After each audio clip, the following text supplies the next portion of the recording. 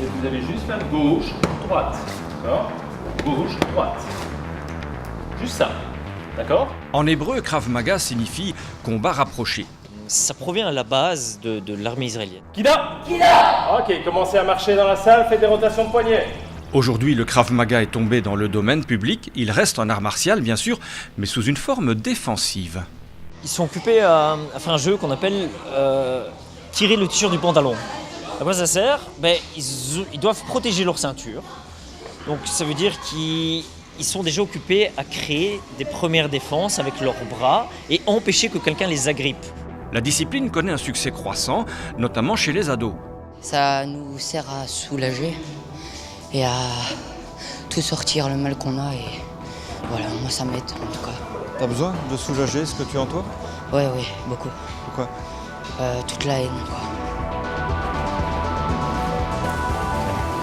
Je viens ici parce que, en fait, c'est une histoire. Une fois en ville, je m'étais fait agresser par deux gars.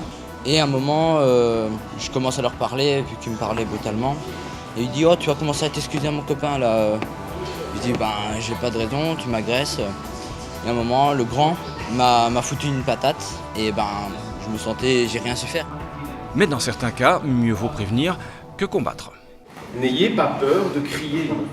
Si vous criez, vous faites déjà une grosse partie du travail, parce que ça surprend l'agresseur qui va déjà prendre un temps de retard. On met en place toute une attitude, un comportement, afin d'éviter le conflit.